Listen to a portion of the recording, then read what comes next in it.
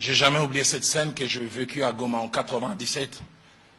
Je commence à venir à Goma au mois de juillet, je découvre un homme brillant. Il semble qu'il a grandi dans un quartier pauvre, ils connaissent Goma, Birere. Mais il a commencé à travailler dans le système des Nations Unies. 14 ans de vie commune avec sa femme. Ils avaient 2 enfants, un petit de 9 ans et un autre de 5 ans. Il allait toujours en mission à New York, dans le système. Et lui et sa femme se sont connus, je pense, il avait 15 ou 16 ans.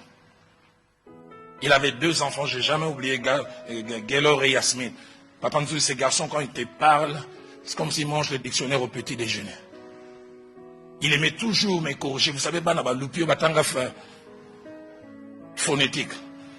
Il dit, tonton Roland, on ne dit pas petit, on dit petit. Et brillant. Une année après, je reviens à Goma. On me dit, maman, l'épouse de cet homme est malade. Je n'oublie jamais la scène. Je suis allé visiter cette femme à l'hôpital des ganglions. Elle était claire de teint, des boutons partout, des ganglions. Sida. Et ce jour-là, j'assiste à la scène. Il est en train de déchirer la chemise de son mari. Il dit, je te connais quand j'avais 14 ans, mais tu m'as connu pour la première fois dans le mariage à 20 ans. Et je n'ai jamais connu un autre homme. Je suis en train de mourir à cause de toi.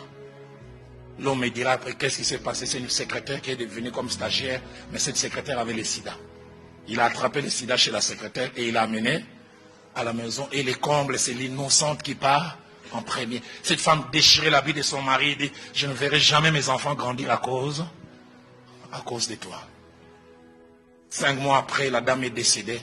L'année qui a suivi, l'homme est décédé. J'oublie jamais. Au mois de novembre 2006, j'arrive à Goma. Pour ceux qui connaissent la ville de Goma, j'arrive au rond-point BDGL. Il y avait, ici à Kinshasa, on les appelle les Chege, mais à Goma, on les appelle les Maïbobo.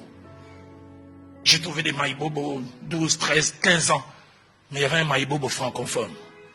Sale, mais quand on appelle tonton Roland, la français, on dit une école belge. Ici. Est-ce que tu te souviens encore de moi? Je dis, un garçon sale comme ça.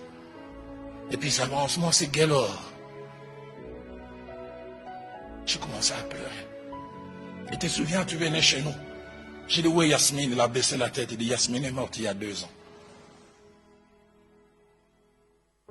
Pasteur Daniel, ce jour-là, je suis rentré dans ma chambre d'hôtel. J'ai dit, Seigneur, pour l'avenir de mes enfants, je ne céderai jamais.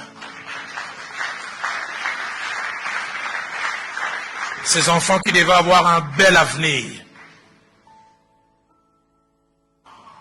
L'une a fini morte, l'autre à la rue, parce que papa a vu une créature.